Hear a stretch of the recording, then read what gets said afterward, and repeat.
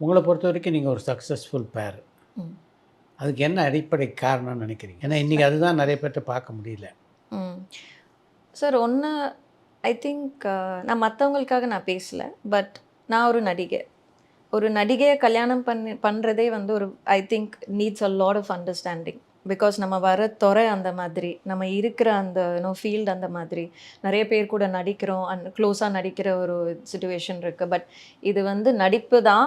இத தாண்டி ஒண்ணும் கிடையாதுன்ற புரிதல் ஃபர்ஸ்ட் அந்த சைடு ட்ரூ, இருக்கணும். True, true. இப்போ ஃபார் எக்ஸாம்பிள் சின்ன எக்ஸாம்பிள் இப்ப நான் வந்து ஒரு நடிகர கல்யாணம் பண்ணியிருந்தேன்னா, I don't think I would have had that understanding.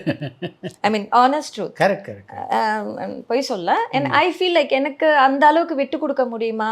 இல்ல அவங்க நடிக்கிறாங்க. அந்த பிகாஸ் நான் பொசசிவ்னஸ். அந்த possessiveness.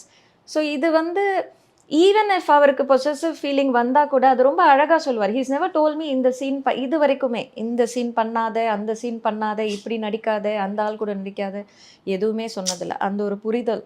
So that has contributed a big way to our marriage.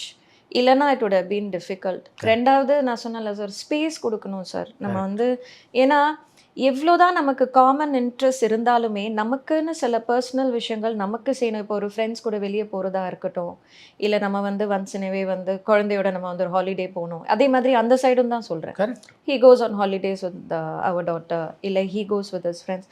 அந்த ஸ்பேஸ் நம்ம குடுக்கணும். அந்த புரிதல் இல்லன்னா, so I feel that is what has contributed to our relationship more than anything else.